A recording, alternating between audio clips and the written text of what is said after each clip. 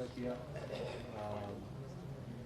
कतरी वक्त के अब यहाँ पे आ चुका है तो उसके बाद गालबन अब कराने का All right, guys. होगा Mr. Prime Minister, go ahead. Well, Vice President JD Vance and my very dear brother, Prime Minister of Qatar and Field Marshal Saeed Hassan Munir, ladies and gentlemen, it's a great day. A day which is going to promote peace and prosperity, not only in the region where crisis really created humongous challenges, but this will have global peace. And I must, at this point in time, with the fullest sincerity at my domain, thank President Donald Trump for his visionary and very dynamic leadership, which has resulted in this meeting here today in beautiful city of Bergenstock. And I think here we are going to have wonderful discussions which will lead to, hopefully, very productive results in times to come. I'd like to thank Vice President JD Vance for his very able leadership, leading United States team, and my very dear brother, Prime Minister of Qatar. He's like a very real and dear brother. And of course, Field Marshal Saeed Hassan Munir, his outstanding role, very consistent, and he showed huge amount of perseverance and patience. And I think together, all these efforts have culminated here in this wonderful Bergen. And it's really very wonderful to be here. And hopefully when we go back to our homes, we'll have some wonderful paper in our hand which will both promote peace, progress, and prosperity around the globe. Thank you very much. Thank you. Vice President, would you like to say a few words? Thank you, Prime Minister. Wonderful. Well, I'll say just a few words here. And first of all, I have some notes of appreciation. First of all, I want to thank the President of the United States, who sends his best to all the great leaders assembled here, because he's empowered us to find a diplomatic resolution to a host of issues that matter to the American people, but I think the world. The opening of the Strait of Hormuz, the ending of the Iranian nuclear program, all of these things have already been accomplished. The question before us now is how much more can we accomplish together? Can we turn over a new leaf? Can we change relations in the Middle East permanently? Or do we go back to doing things the old way, which is not our preference, but is certainly very much something that can happen. I have a few other notes of appreciation. First of all, to the Prime Minister of Pakistan. A dear friend of the President's, a dear friend of mine, a guy who has been, with his leadership and his very careful and skilled negotiation, has got us to this point.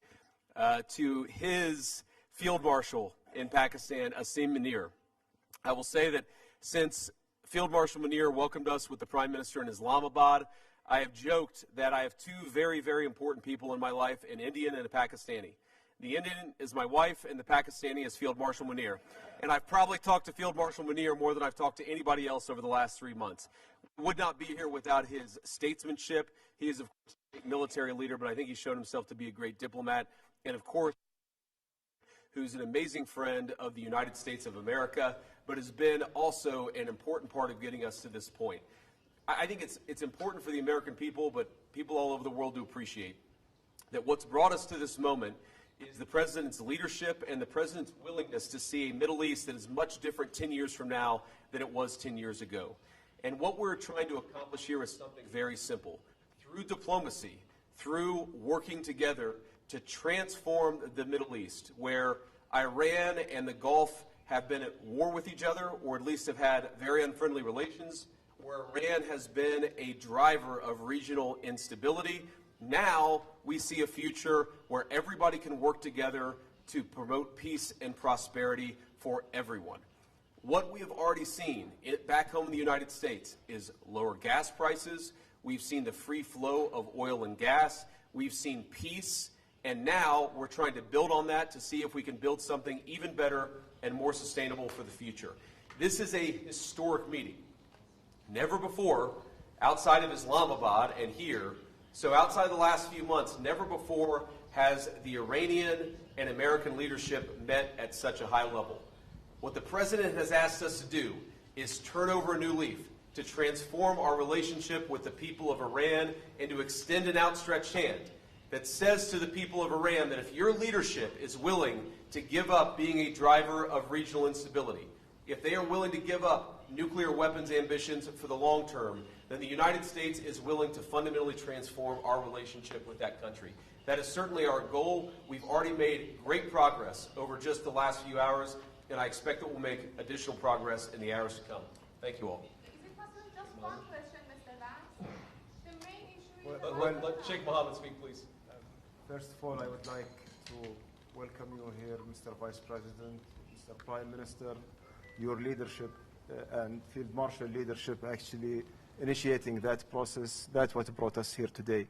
I think that every one of you has highlighted how important is this meeting, how historic is that event, and how significant is that agreement, not only on the security of the region, but also for the security of the world and for the global economy. What we have done and what we have achieved, we wouldn't achieve it without the dedication and the hard work that was done by you, Mr. Vice President, and Mr. Steve Witkoff and Jared Kushner, Prime Minister and Field Marshal, and also on the Iranian side, Dr. Ghalibaf and Dr. Araqji. I would like to thank all of you for your leadership and determination that put us in this room, and this is not really the main celebration. Our celebration when we reach the ultimate agreement. Hopefully this is just the beginning, and I wish everyone all the best. Qatar will stay dedicated to this partnership to support these mediations until the end, until we reach a solution. We will always be a partner in bringing more peace, prosperity, and hopefully better future for our region. Thank you very much. Thanks, Sheikh. So guys, we'll take just a couple of questions, and then we're going to have to kick out the media and get started with the hard work. Go ahead. President, thank you. Do you have a message for Prime Minister Netanyahu with regards to Israel's military operations in Lebanon? Well, first of all, we've seen great progress over the last just couple of days in ensuring that the ceasefire holds in Lebanon. These things are always a little bit messy. If you go back to how much was happening 3 months ago and compare it to 3 weeks ago, great progress has been made. If you go back to 3 weeks ago to 3 days ago, additional progress has been made. The President has committed us to see a full regional ceasefire. We found great partners in working with the Qataris, the Pakistanis, our friends in Israel. We're all working towards regional peace. There, of course, are going to be sometimes disagreements about precisely how to get there, but I actually feel great about where we are in Lebanon. There's still some additional wood to chop, but we're going to keep on working at it. I think you have a question over here.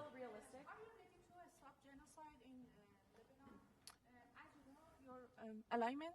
Israel has something like genocide in Lebanon. The main issue is stopping this. Well, ma'am, I think that the President of the United States and the United States of America have done more to stop the conflict in Lebanon than any government anywhere in the world over the last few months, and we're going to keep on working towards it. As I think a lot of you appreciate, peace is never easy.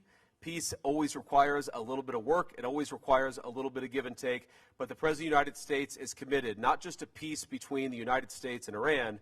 The President is committed to a regional peace, which is why we're here working so hard to settle our issues.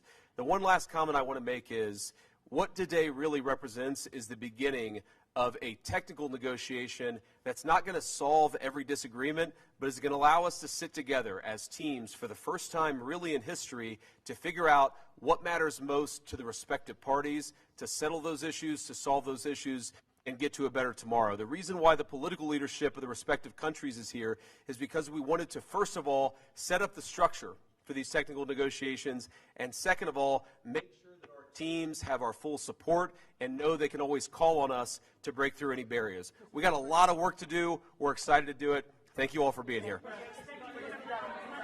Good. Come on, guys, we gotta go. Thank you, press. Thank you, press. This way, out the door.